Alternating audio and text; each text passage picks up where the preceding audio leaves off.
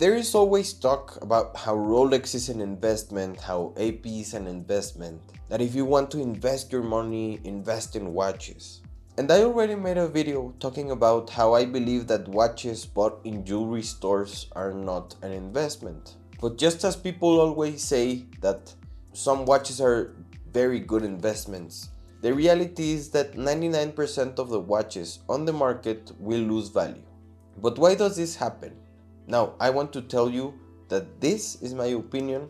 It is an educated opinion because I literally do this for a living. And if you get offended, just get the hell out of here. If you go to a jewelry store today and buy a Hublot, you buy a Panerai, you buy a Tag, practically any watch that you can enter the store and buy, you will easily lose more than 50% of your investment. And I repeat, please don't believe me. Investigate it. Research.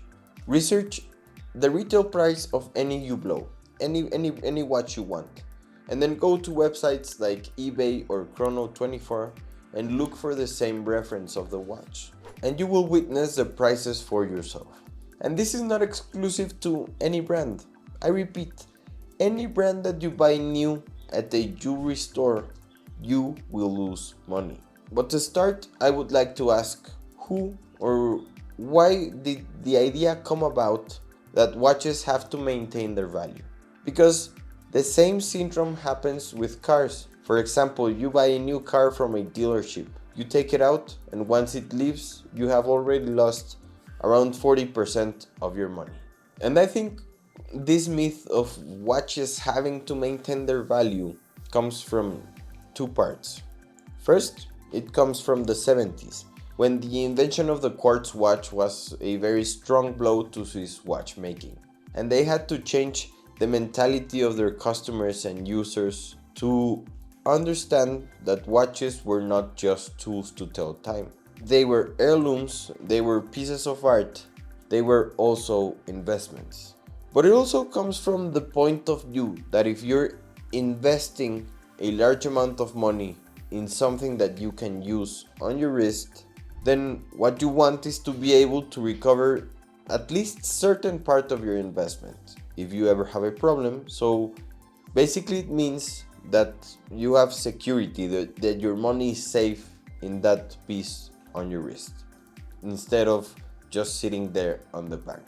But to begin with this myth of watches maintaining their value commercially doesn't make sense. And I'm going to tell you from the point of view of a gray market customer.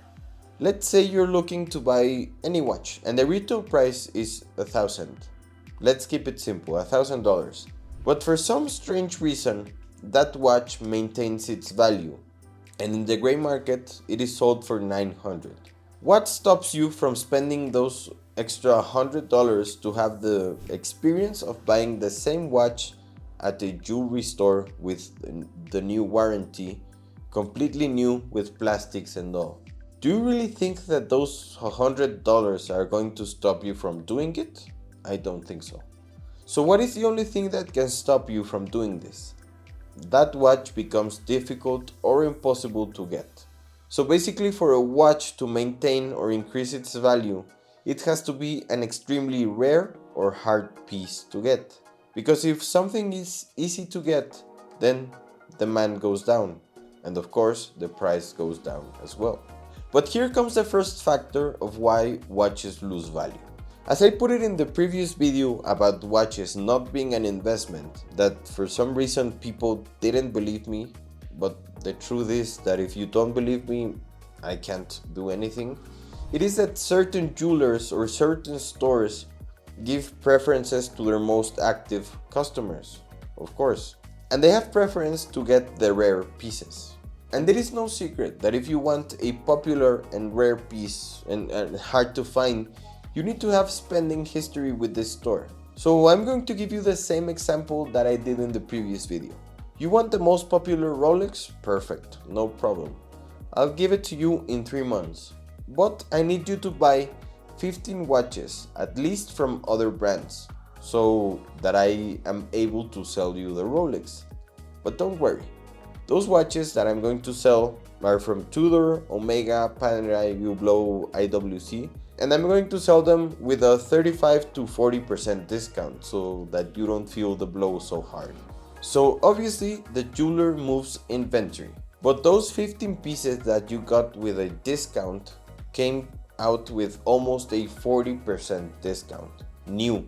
So now, if you're a customer looking to buy a panerai and you go to the jewelry store and you see that the retail price is 9,000, but then you see a gray market dealer offering it to you brand new with plastics for $5,000 just to recover their investment, it is practically a bargain. So imagine that you bought that watch for $5,000 and then you want to sell it.